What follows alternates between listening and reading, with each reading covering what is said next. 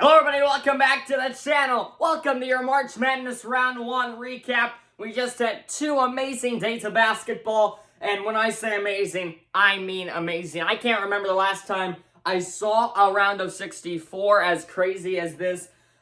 A 16-over-1 upset, 4-over-13, 15-over-2. We got the whole package in these first 2 days. And coming right up today, we're starting it off on the week of 32, or the round of 32. So plenty more to come, I guess, as you would expect. So let's run through all the games we saw these last few days. Try to break down a few that we're going to see today and tomorrow. That's Saturday, Sunday. And yeah, let's get right into it. I guess I forgot to turn on my light. There we go. Alabama easily handled Texas A&M Corpus Christi. They got in with that playing game. Alabama easily able to jump out in front early and hold on to that one. They're going to take the winner of Maryland, West Virginia.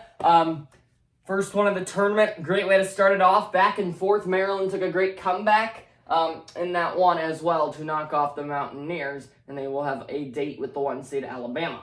San Diego State beats Charleston in another close one. That was close to being a 12-over-5, and if I'm not mistaken, we did not see one 12-over-5 upset. That is indeed the case. They always tell you to look for 12-over-5s. We did not get one in this round of 64. San Diego State moving on, and then they play the first shocker of the week, Furman, who beat the 4 seed Virginia on that last second three-pointer from the right wing.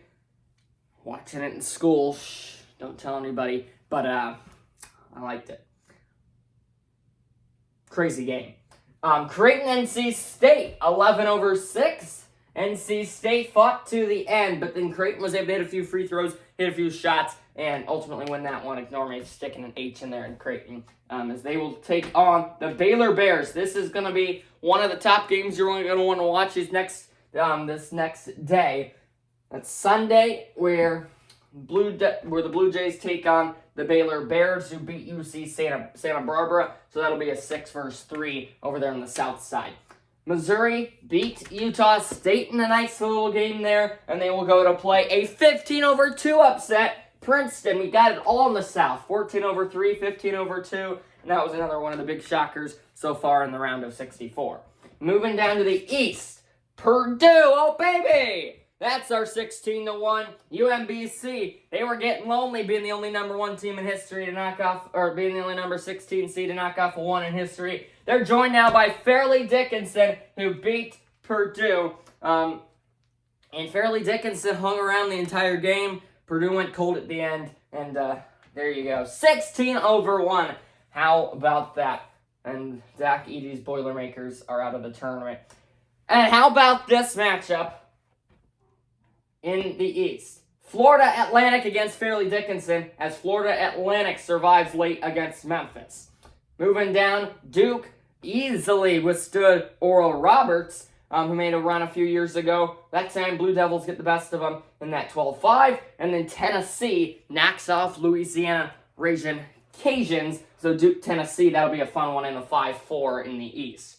Kentucky against Providence. I think a lot of people had Providence winning this game. I was one of them, but Kentucky, 6th seed, stood their ground, and they'll be moving on to play Kansas State, who easily secured Montana State in that 14-3 matchup. And that's going to be another one you want to watch, 6-3 there in the East. All these 6-3s are going to be good over here in the South and the East. Michigan State, I think a lot of people had USC. Michigan State, we've seen them come out rocky in tournaments in the past. Here they come out fast, and they beat the Trojans in a nice game, but they do not have an easy path, as Marquette played a nice game against Vermont, and the Spartans have a date with Marquette.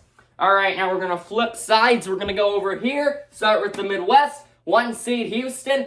Northern Kentucky put up one heck of a fight, but not enough. Houston able to move on, and they will take on Auburn, who played a nice game against Iowa. The late comeback from the Hawkeyes fell short.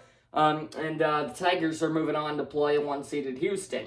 Miami against Drake. A lot of people liked Drake. I know Seth Greenberg was one of them having to go to the Sweet 16. Not the case. Miami played a sharp game against a very good Drake team to move on to play the 4-seed Indiana. 5-4, good one coming up here. Hurricanes, Hoosiers, that's Indiana, held off Kent State only by 10. Oh my gosh, the play-in team beat Iowa State. That play-in team was Pittsburgh, who beat Mississippi State in the first 4, and now they are moving on to the round of 32.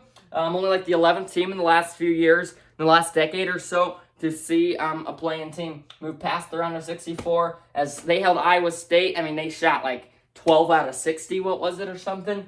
Held them to 5 second-half points through the first 15 minutes of that half. I mean, that's insane. And Pitt's moving on to play a very tough Xavier team who beat Kennesaw State. Texas A&M, a 10-7 upset. There's Penn State representing the Big Ten, knocking off the Aggies. And then Texas easily up over Colgate 2-10 right there in the Midwest. Final section here, final region, West region, 1-seed Kansas, easily up over Howard. Over there in that Thursday game, Arkansas, Illinois. Illinois would not go away. Heartbreaking loss for me, but I don't think we deserve to win. That's a throwaway season. Pathetic season.